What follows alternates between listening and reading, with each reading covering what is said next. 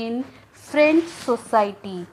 Totally, the status of the women was not equal to men in French society. And here you can see children, they were doing the household active work as well as the outside also they were going for work. So here they were going up at a bakery shop, means they had to work, they had to go out and to work for the family. Now the how did the women can raise their voice?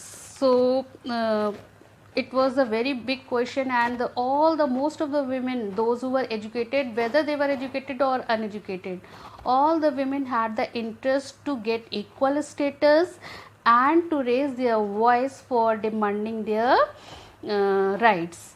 So for that purpose, what did they established their own political clubs.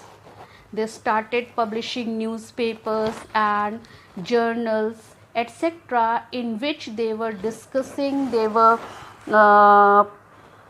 sharing their views, they were sharing their problems, so that their views, their ideas, their problems could reach to the masses and the people, those who were liberal, those who were the philosophers, those who were the educated, and such people, through those people they wanted to keep their demands in front of the government. So for that purpose they started their political clubs. About 60 women's clubs were active in many French cities, and out of those 60 clubs, the two most popular clubs were the Society of Revolutionaries and Republican Women.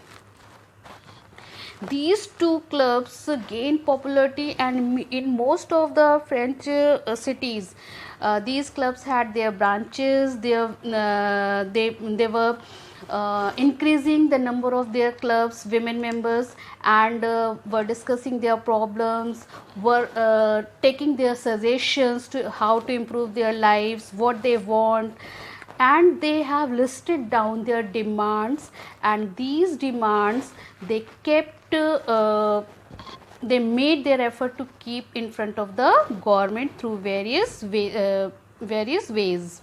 So what were their demands? Let's see. Basically they had three main demands. What were the three main demands? The first demand, right to vote. Yes, they were looking for the political equality, and that political equality, how they can gain? By getting right to vote. The second demand was to be elected in assembly. Yes, they were interested to participate in election, and after winning the election they wanted to be elected as a representative, women's representative, so that they could plan a policy to improve the lives of the women. As well as the third demand was to hold political office. Yes, they wanted to hold or get a important position in government administration. Means they wanted to be a minister, so that they can plan and make policies for the welfare of the women. So these were the three main demands of the women, which they kept through their political clubs. And what were their political clubs? The Society of Revolutionary and the Republican Women. So children, whatever the demands they kept through their political clubs, they raised their voices against inequalities.